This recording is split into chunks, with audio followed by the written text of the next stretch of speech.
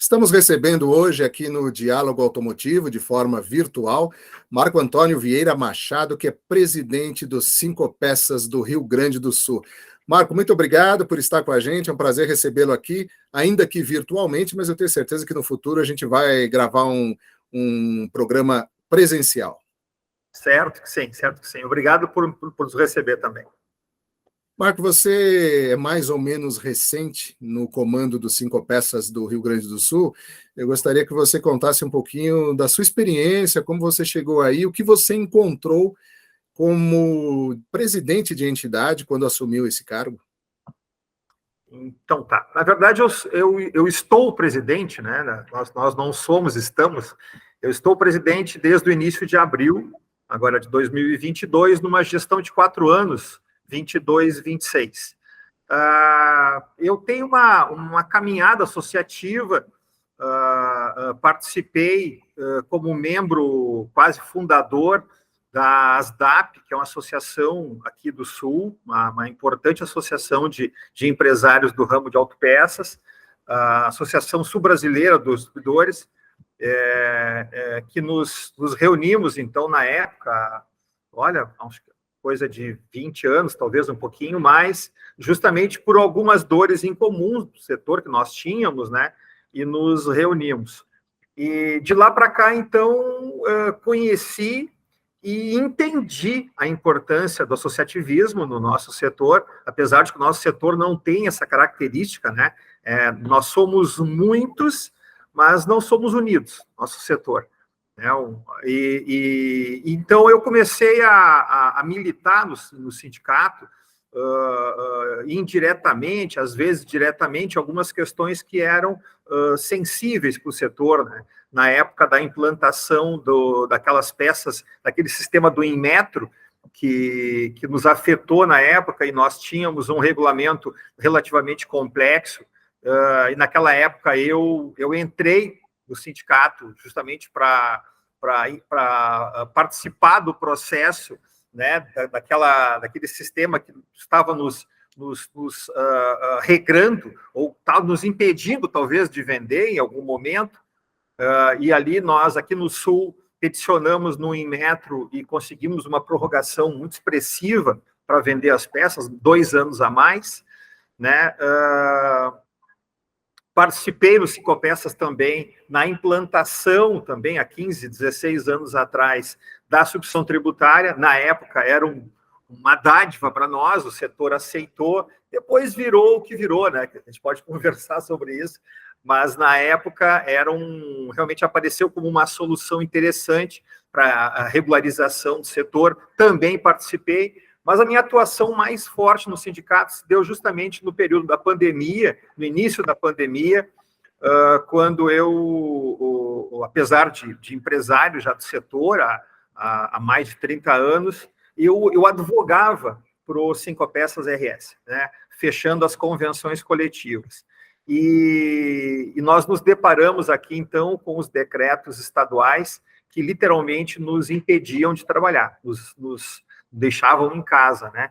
E aí os Cinco Peças, acabei utilizando também a ferramenta do Cinco Peças, junto com outros colegas, e nós fizemos um trabalho muito severo, muito forte aqui, e conseguimos alterar a lavra do decreto estadual, e o nosso setor aqui no Rio Grande do Sul, nós não fechamos nenhum dia as portas com a pandemia. Obviamente que nós trabalhamos no controle, né, dos mecanismos de proteção e segurança dos empregados, nossos colaboradores e nossos, mas a atuação foi muito forte. Diante disso,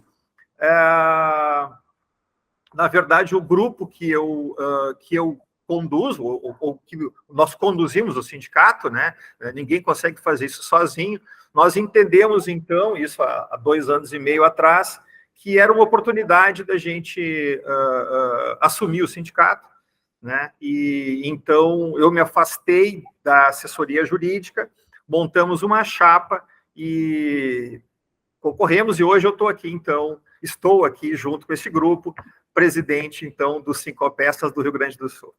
Bom, você disse nessa sua experiência de 20 anos aí que você começou a tratar com o pessoal de algumas dores aí do varejo, né? Eu queria perguntar para você se vocês conseguiram, ou se o próprio mercado, na sua visão, conseguiu curar algumas dessas dores, quais as principais e se apareceram novas. Pois então, o nosso setor é muito grande, Cláudio, né? Eu não canso de dizer que o Brasil é o quarto maior mercado de reparação do mundo, né? A reparação do aftermarket nós representamos 80% deste mercado. Só aqui no Rio Grande do Sul, nós somos milhares de CNPJs envolvidos no processo. Aqui no Rio Grande do Sul, nós somos 497 municípios e não existe sequer uma pequena comunidade que não tenha alguma operação vinculada à manutenção, né? Ou da cadeia de suprimento ou na própria reparação. E então, por óbvio, né? Nós somos muito regulados, nós somos muito regrados, nós somos muito tributados, né? E, inevitavelmente, as dores vêm, né? É uma tributação exagerada, é um controle, é uma restrição de venda, é legislação trabalhista que hoje complica, né? Nós, assim como todos os outros milhares de empreendedores no Brasil, nós temos problemas, né?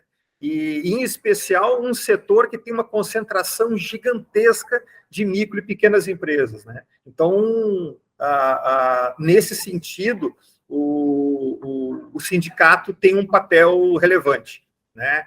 Para as dores passadas e as futuras, né? Que a gente sempre está envolvido com bronca aí. Bom, você falou um pouquinho da sua experiência anterior na realização de convenções coletivas para o setor, e eu queria até aproveitar um pouco dessa sua oportunidade, já que você também trouxe aí, agora na sua resposta, questões trabalhistas, por exemplo. Sim. E nós tivemos aí, não faz tanto tempo, uma reforma trabalhista cujo um dos objetivos era minimizar exatamente o problema para o empregador, porque era muito fácil você entrar contra a empresa, né? Agora Sim. Ficou não um pouco mais difícil, mas pelo menos um pouco mais caro.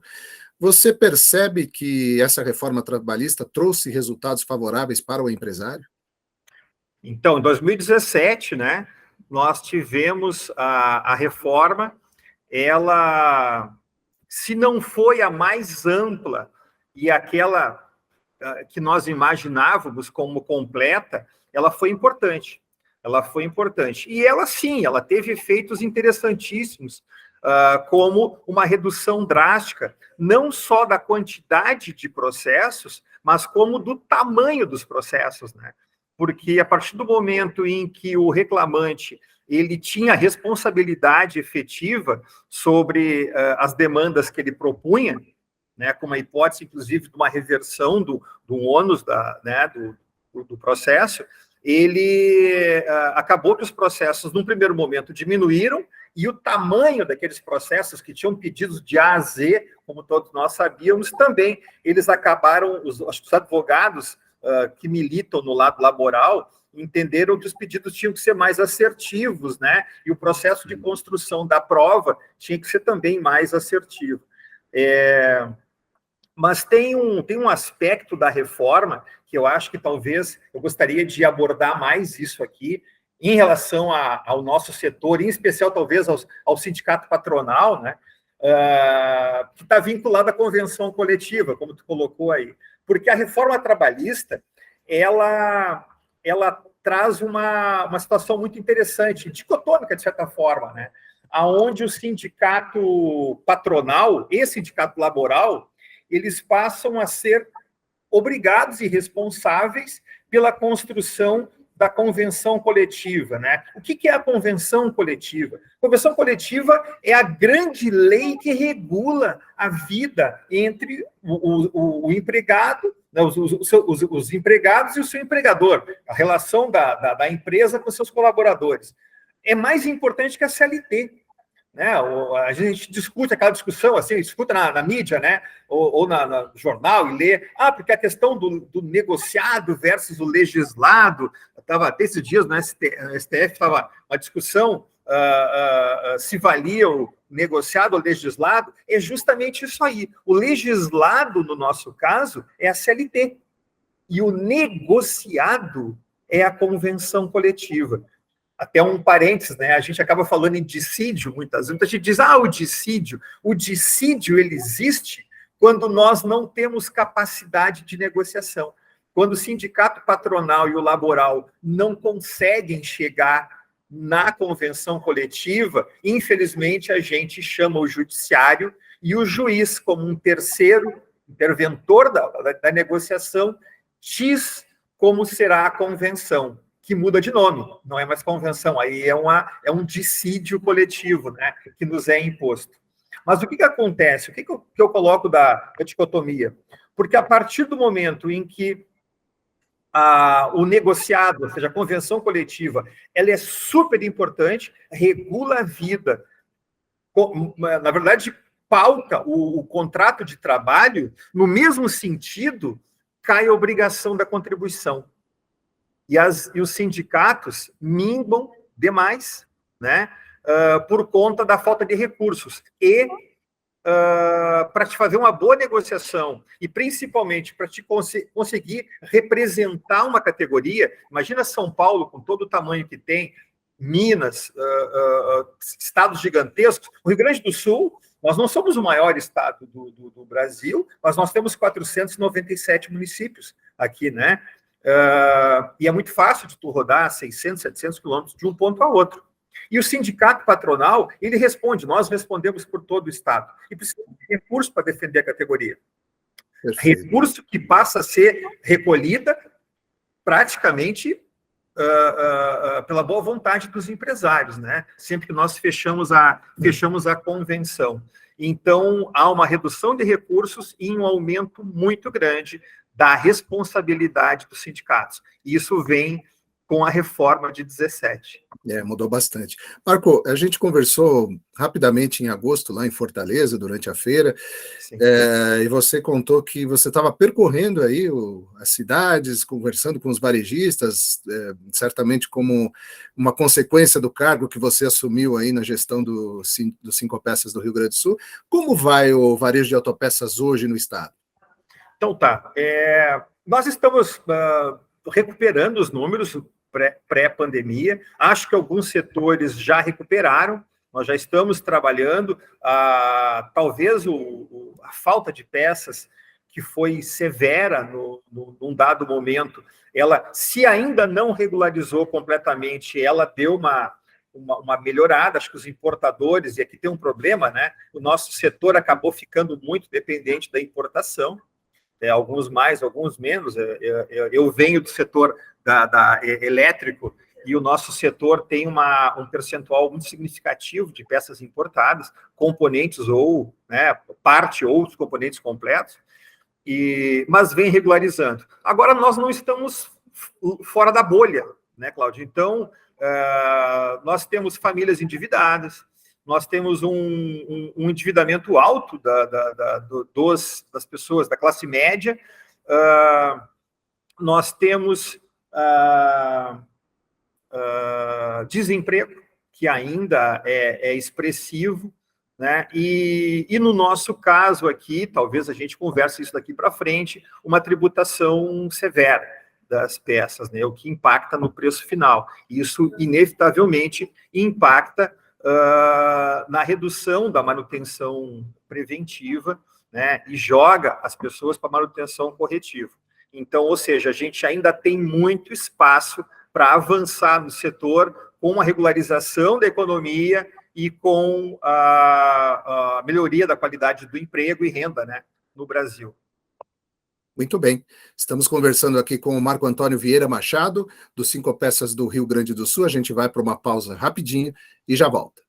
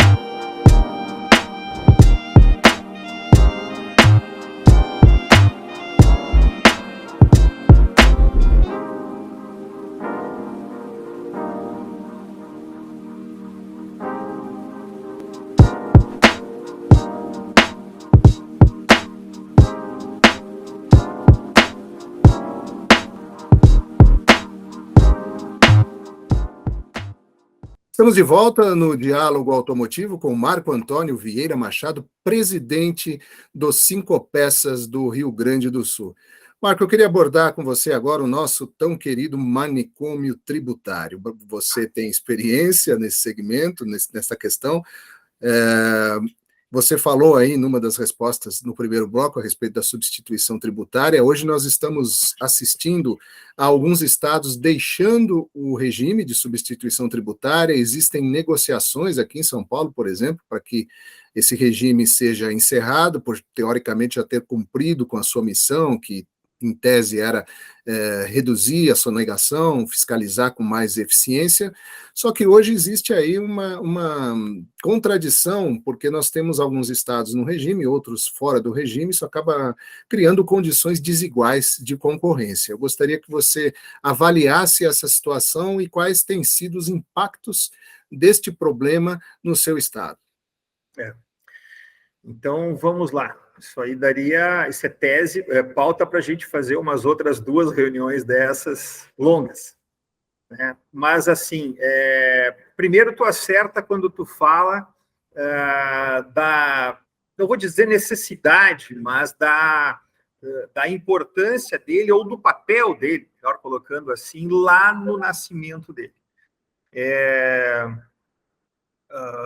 Era um período em que nós não tínhamos as notas eletrônicas, os mecanismos de controle, eles eram outros, né? E a entrada da substituição tributária, ele, naquele momento, é bem aceita pelo setor, é festejada pelo setor como uma proposta, né? E ele principalmente vem com a proposta de regularização, de melhoria da condição concorrencial no setor, na medida em que tu traz para a formalidade um número maior de empresas. E acho que efetivamente isso acontece e é bom para o bom empresário que recolhe seus impostos, que trabalha regularmente, né?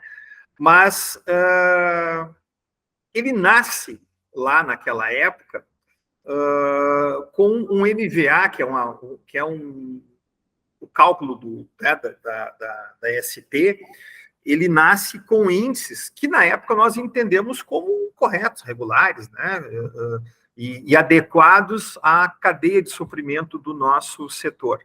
E, relativamente, números que são estáveis ou muito próximos no Brasil todo, né? Com raríssimas exceções.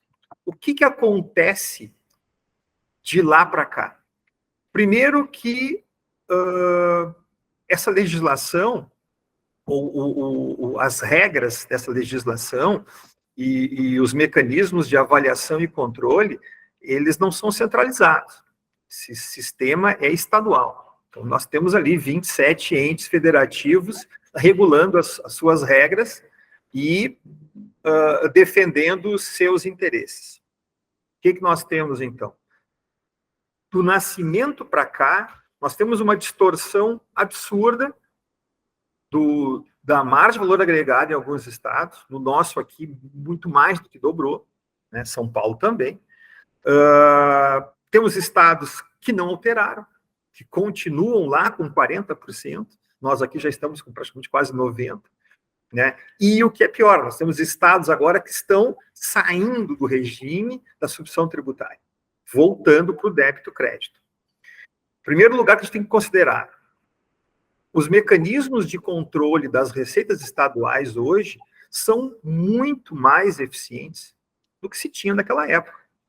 Com a nota fiscal eletrônica hoje, com os mecanismos de controle hoje, eu diria assim que praticamente nós poderíamos ter a tributação assim como uma conta de luz, conta de gás, conta de água, né? Hoje onde tu tem o teu consumo, chega o ente federativo, está aqui a tua conta, né? Os nossos contadores hoje vão nos sistemas eletrônicos hoje buscar os dados. A gente praticamente não tem que informar a contabilidade das notas, porque essas notas estão nos sistemas hoje, né? Então, hoje, na atual condição, praticamente não há necessidade de um sistema desse. Só que mais do que isso, né? como nós temos estados em diferentes condições tributárias, e com a logística que nós temos hoje, azeitada, acertada, e ainda com o e-commerce hoje funcionando, né? Ou seja, nós temos uma vantagem muito grande, efetivamente, vantagem para aquelas operações que estão trabalhando nos estados que operam fora do ST, como, por exemplo, nossa vizinha Santa Catarina, aqui, o Espírito Santo, aí perto de vocês, Goiás, né? Ainda temos estados que mantêm ainda lá os 40% de MVA nascedouros lá, né, do sistema. Ou seja, hoje, se tu trabalha com o Brasil todo, tu precisa de uma estrutura muito complexa para não errar o cálculo de informação. Hoje nós gastamos, nossas empresas hoje, as indústrias do nosso setor, distribuidores nacionais, gastam uma fortuna com equipes, com controle, com softwares, para não errar a tributação. Estamos sempre arriscando errar, porque nós temos 27 legislações diferentes em cada estado, né?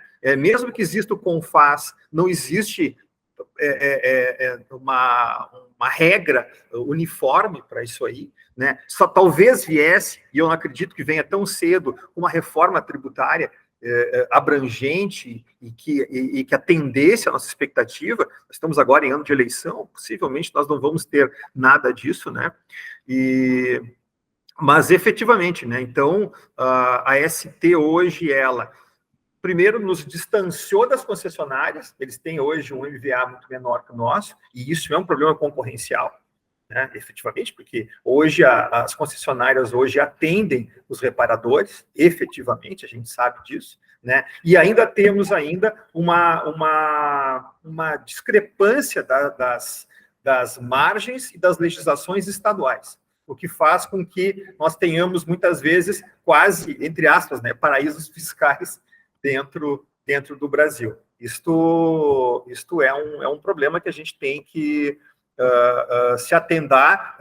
As entidades, eu acho que estão trabalhando. O Sincopeças do Rio Grande do Sul, que faz parte do Sincopeças Brasil, nós estamos atentos a isso, a gente tem conversado, né, e estamos emanados aí com outras entidades, como ANDAP, SICAP, que também estão preocupados com este problema que afeta muita gente no Brasil. Ainda no capítulo das questões concorrenciais, nós temos praticamente hoje, dá para dizer que consolidada a ferramenta do marketplace como um canal importante para o comércio de autopeças. Nós temos desde lojas oficiais de indústrias, que naturalmente respeitam a cadeia, até novos players, pessoas físicas, vamos dizer assim, que têm servido para que muitas peças irregulares, ilegais, produto de diversas origens nebulosas, estejam à disposição do consumidor, que muitas vezes não é técnico, não tem como diferenciar, e isso representa um novo canal de concorrência para o varejo de autopeças. O tema até recentemente foi debatido no fórum do IKEA, no Fórum da Qualidade, do Instituto da Qualidade Automotiva, agora em setembro. De que forma você enxerga essa questão, essa nova concorrência, que se não for feito nada, se não ocorrer uma providência das áreas responsáveis por fiscalização, essa concorrência vai permanecer? Bom, Cláudio, eu acho que um problema desses, com a complexidade que ele tem, certamente não tem uma solução única, né? Eu sempre brinco que quando o avião cai, é uma conjugação de diversos fatores, né? O passarinho bate na asa, o mecânico naquele dia não estava bem, o piloto também não estava, senão ele não cai, né? E acho que uma solução dessas, ela vai exigir um esforço coletivo e muitas ações de diversas entidades. Por exemplo, passa por uma conscientização do consumidor, por exemplo. Nós temos que entender que a peça de qualidade, com referência, com procedência, ela traz segurança. Uma inspeção técnica veicular, que a gente não conversa ou não fala, está lá no CTB desde 97, eu acho, né? Lá no artigo 104, parece que ia sair em 2020 mas foi postergada, sei lá, se medir, né? Seria um mecanismo para a gente também averiguar a segurança e qualidade da manutenção dos veículos, que é importante, né? Isso salva vidas, literalmente, isso valoriza o veículo. Nós temos que ter mecanismos de controle estatal. As entidades hoje, nós, o próprio Cinco Peças, nós temos hoje alguns movimentos hoje que trabalhamos o combate à sonegação, à pirataria, ao descaminho, às peças fraudulentas, e isso afeta... Isso não é um problema só da autopeça, né? Nós temos remédios com esses problemas, nós temos roupas, né? Existem muitas áreas hoje da economia que são afetadas por isso aí. Nós aqui fazemos parte da FEComércio no Rio Grande do Sul. A FEComércio atende o setor, né, o terceiro setor, 54% do PIB gaúcho, e hoje uma das grandes discussões na federação é justamente a questão da pirataria, né, das peças fraudulentas, isso em diversas áreas da economia. Então, esse problema não é, infelizmente, não é só nosso, né? Mas passa, sim, eu acho que passa por controle estadual, passa por controle interno, passa por conscientização, né? Passa por uma conscientização do próprio reparador em não aplicar uma peça que não tenha procedência adequada, né? Em ou se recusar, ou deixar muito claro para o consumidor final que ele está jogando com a segurança da família, a segurança dele, né? E o próprio reparador entender que a qualidade do serviço dele também fica comprometido na medida em que ele está aceitando entregar a boa mão de obra dele, a boa qualidade do serviço, a tecnologia que ele tem, aplicando peças que talvez não tenham essa mesma qualidade. Mas não é uma solução fácil. Acho que a gente vive isso há muitos anos, acho que a gente não vai ter uma solução de curto prazo, mas sim, eu acho que tem que ser combatido o tempo todo. Né? Perfeito. Então, para a gente encerrar, Marco, como você avalia o processo de inserção digital do varejo do Rio Grande do Sul? Em que estágio as lojas se encontram nesse processo, que cada vez mais é uma urgência? Talvez a grande aceleração, né? Talvez não aceleração, mas foi vou te dizer, uma catapulta, né, que a gente chama, né, com a pandemia, né? E isso veio forte demais. Hoje, os nossos reparadores estão buscando na internet as suas soluções. Nós temos marketplaces, e-commerce, em todos os lugares. Todos nós estamos ainda envolvidos, já estamos envolvidos com isso aí, mas eu quero colocar uma coisa para ti, Cláudio, uma visão muito pessoal sobre isso aí, né? Apesar de todas as ferramentas que nós temos, e hoje nós estamos usando uma aqui, né? Nós estamos conversando a mais de 1.000 quilômetros de distância, né? Nós aqui, mas, Cláudio, a gente ainda trabalha para pessoas, a gente mantém veículos que carregam pessoas, a gente fala com pessoas, né? E por mais que a gente digitalize, por mais que a gente utilize as ferramentas, elas vivem e funcionam e existem porque pessoas estão envolvidas no processo, né? Se a gente não lembrar que a gente trabalha com gente, vende para gente, atende problema de gente, não vai ter solução digital e eletrônica que resolva. Né? Eu tenho um atacado de autopeças, uma empresa, e quando eu passo lá domingo para dar aquela olhada, ver se está tudo bem lá, cara, aquilo lá não é uma empresa, é um prédio, prateleiras, lá dentro tem plástico, ferro, vidro, aço, né? Aquilo é uma empresa quando tem gente lá respirando, caminhando, vivendo. Nossas empresas também são empresas quando tem gente envolvida, funcionando, trabalhando, né? Eu acho que esses sistemas eletrônicos, eles vêm para nos desafiar a vender melhor, a atender melhor, a estar presente, independente da distância, né? Mas a gente não vai abrir mão da presença, essa virtual ou não, né? Do bom atendimento, do calor, da empatia, né? E isso é vender peça que a gente tem no nosso estoque para alguma pessoa que precisa colocar no carro de alguém que está usando, que usa esse veículo para se locomover com segurança. Então, essas relações personalíssimas, isso nosso setor, a gente não vai abrir mão e a gente vai continuar vivendo isso aí. Tu fazes um jornal respeitado e importante no Brasil para a gente ler, né? As pessoas lerem e serem tocadas pelas informações e se emocionarem, se informarem, né? Se a gente esquecer isso, nada vai funcionar. É verdade, você coloca muito bem, porque essa é uma conversa antiga que eu tenho com provedores de tecnologia de ponta, né? E eu sempre questiono eles, se vocês trocarem todos os processos, trocar as pessoas dentro dos processos por automação, por máquina, por inteligência artificial, e essas pessoas todas perderem seus empregos, você está matando o seu mercado consumidor. Né? E é uma linha tênue que eu acho que a gente ainda não tem 100% das respostas, como tudo que envolve esse mundo disruptivo que a gente está vivendo. Né? Marco, muito obrigado por ter atendido a gente aí com tanta gentileza, com tanta paciência. Eu agradeço muito e com certeza a gente vai voltar a conversar aqui, porque, como você disse, a gente tem assunto aqui para vários programas. Para vários programas. Então tá, mais uma vez, Cláudio, eu agradeço muito a oportunidade. Como falei para vocês, eu assumi agora, início de abril, o Cinco Peças do Rio Grande do Sul. Com o Cinco Peças veio uma vice-presidência do Cinco Peças Brasil, e uma atuação também na CBCPAV, que é uma câmara automotiva da CNC.